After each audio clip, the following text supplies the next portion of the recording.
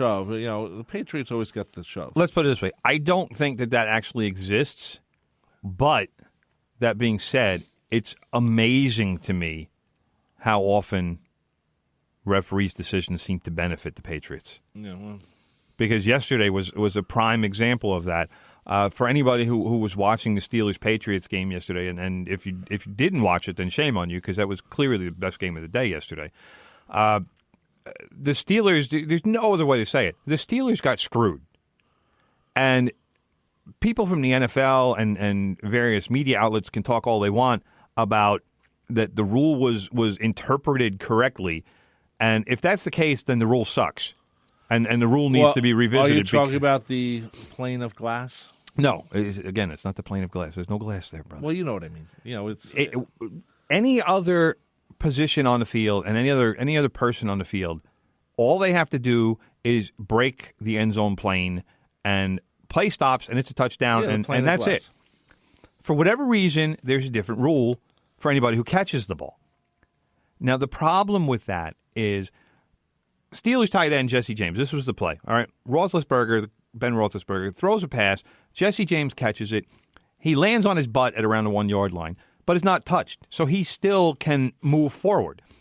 He goes to reach for the goal line, which is not a natural move when you're catching a ball. Right. This is my problem with this stupid rule. He breaks the plane with the ball in both of his hands, in his possession, very clearly in his possession. And then when the ball lands in the end zone and hits the ground, which the ground is not supposed to cause a fumble, but after he's broken the plane and the ball is at least a foot inside the end zone, then it hits the ground, and then there was a bobble. And because of that bobble that was caused by the ground, referee said there's no catch and there's no touchdown. I don't understand what is a catch. First of all, fans should be able to understand what is a catch and what is not a catch. And if you asked 100 fans, if we went outside right now and asked 100 fans, was that a catch and was that a touchdown? 99 of people outside would say yes, that should have been a touchdown. The one person that would say no, it wasn't would be a Patriots fan. My problem with this whole plane, I like to call it the plane of glass because I heard announcers mention that. It's like a plane of glass, and you just have to tap it and it cracks, and that's, you put the tip of the ball over, and it breaks the glass, and then that's where I got that from. There you go, bro. Whatever helps you. So my problem with that whole rule is I don't think that the tip of the ball should make it a touchdown. I think you should have to be a little bit closer or in more into the end zone to get it. You need to have a point where you say, this is not a touchdown, this is a touchdown, and that is the plane. And I'm calling Roger Goodell after this because you should, because him and I are good pals. Well, I'm going to be on his private jet soon. There you go. I don't know if you know that. All right, I didn't know that. Anyway, I think it should go up to your elbows. So at least you're in. But then it's like, well, did the forearm get in or the elbow? I mean, you're talking about the same kind of thing, but you're just talking about it in a different way. But it goes in a little bit further.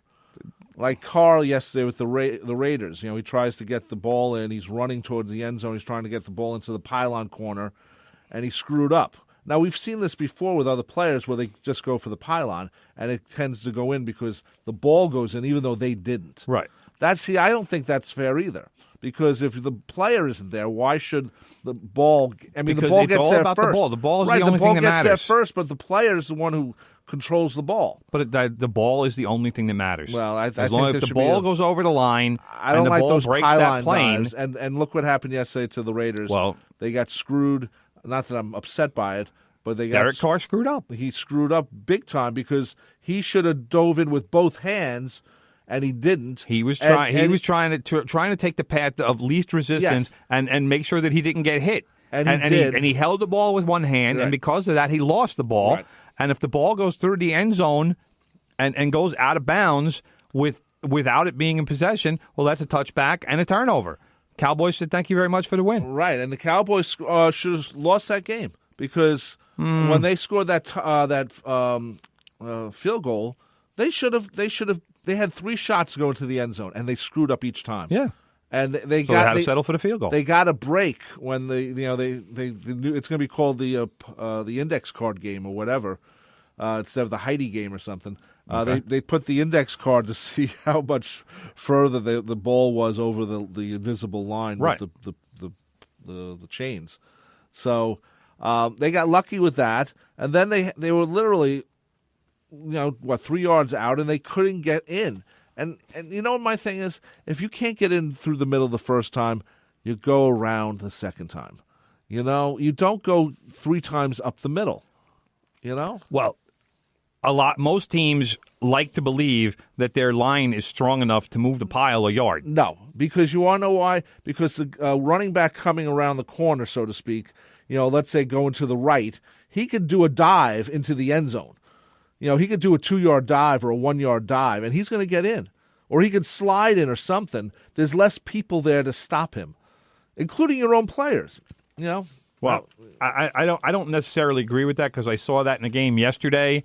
That it was they tried. I'm trying to remember which team it was, but they tried to go around the outside to the right, like you were talking about, and they wound up losing 3 yards on the play. So your theory here is, I'm sorry to say, brother, a little bit flawed. No, my theory, and I give the Cowboys credit for going on 4th down.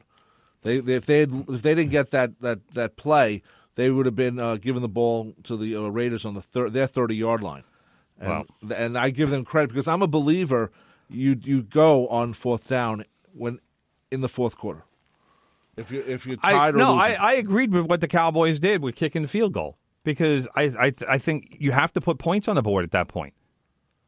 The other school of thought is, well, there's a minute and a half left, and make the Raiders in this case go 99 yards. Right. I'm putting points on the board, and I'm kicking off, and I'm making them go 80 yards. And the Raiders got lucky because there was a pass interference. Pass interference was 55 yards on one play, and it was almost a setup. It was a setup. That was Crabtree doing what a veteran receiver does to a rookie cornerback. Yep. I'm sure the Raiders had that play in their back pocket for the entire game, saying, "Hey, if we need this, it's there." So that was the issue. But the NFL desperately needs to review and probably change this rule as far as what is a catch, and even if it's only as far as the end zone and the plane, because if you look at it. First of all, if a guy is diving like Jesse James was diving for the goal line, right, that's not a natural play. That doesn't happen on all plays. It's not like a receiver, is always going to be diving forward because if you're at the 25-yard line, who cares about getting to the 26? It's not a desperate kind of play. Whereas the end zone late in the game, you're going to dive and you're going to put your possession of the ball in jeopardy because you need to score the touchdown. It doesn't happen anywhere else on the field. That's what needs to be revisited. And the fact that he broke the plane before, with possession of the ball, with control of the ball, right. The play should stop right there. That should be it. Boom, touchdown. We're kicking the extra point and Steelers lead. I agree. That was just a terrible call. I agree. Anyway, we're going to take a break right now. You're listening to From the Press Box right here on 90.3 WHPC. Streaming on the iHeartRadio app, and Timmy's on Twitter at Real Tim Leonard. Come on, everybody. Let's sing along with Bruce.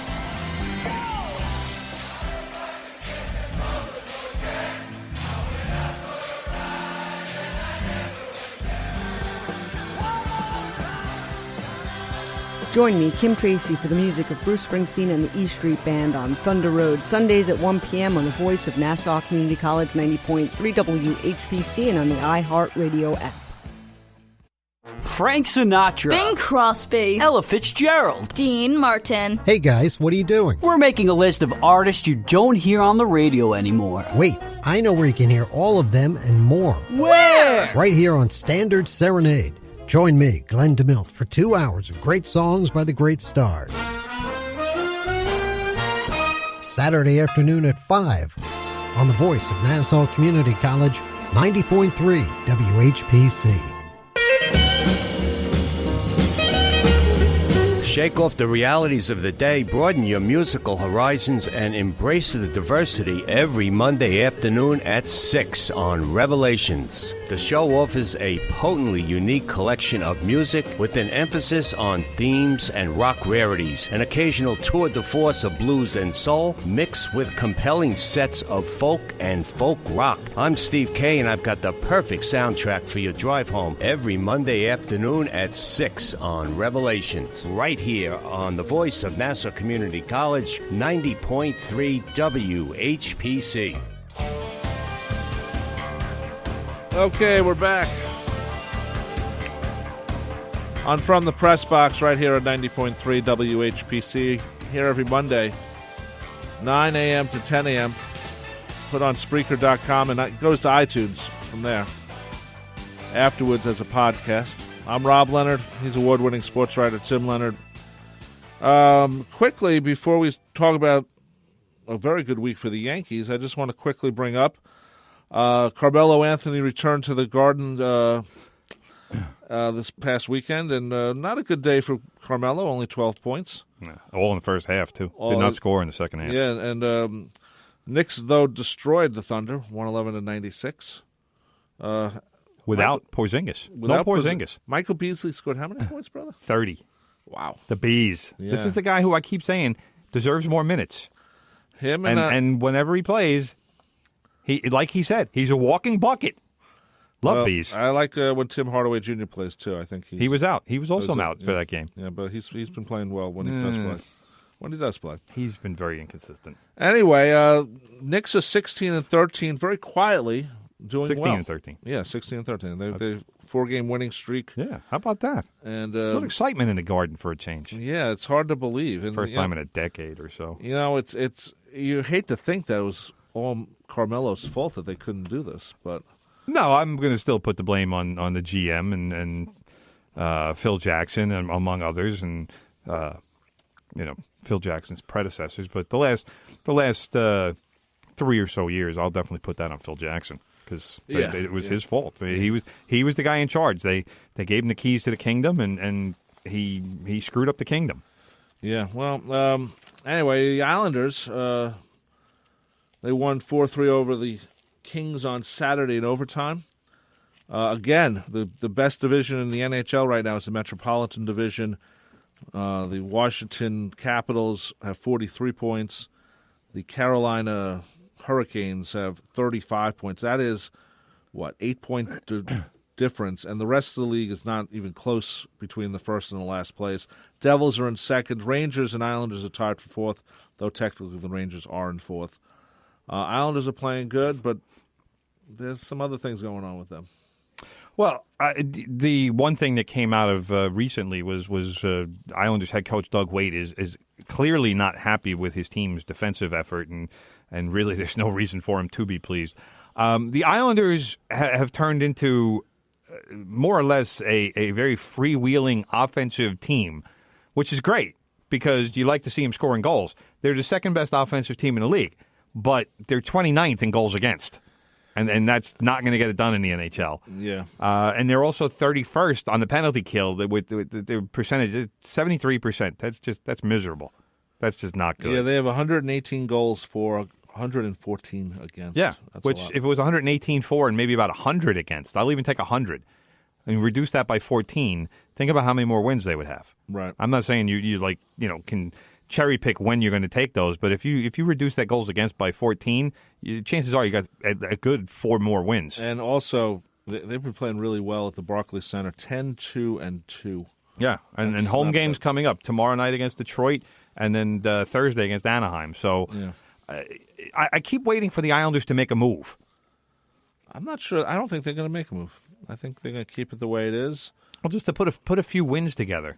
Like you mean that type of move? Yeah, I'm not talking about a trade. Oh, okay. Although, if the defensive issues keep up, then a trade is going to be necessary. But I'm talking in terms of win 4 or 5 in a row, but don't respond to that by losing 3 or 4 in a row, because that happened early in the season. The Islanders won 4 or 5 in a row, right, and they were getting ready. It was they made a pretty significant push in the standings, but then they followed that up by losing 4 in a row. So what's you do something like that, you might as well just win and lose every other game instead of putting streaks together. Yeah, they've been playing well. The Rangers have been playing well. The Devils, after a bad year last year, have been playing well too. So. And the Devils keep playing playing well. Yeah, so I'll give them credit because so many people were under the impression that the Devils were just going to fade away, but they're hanging in.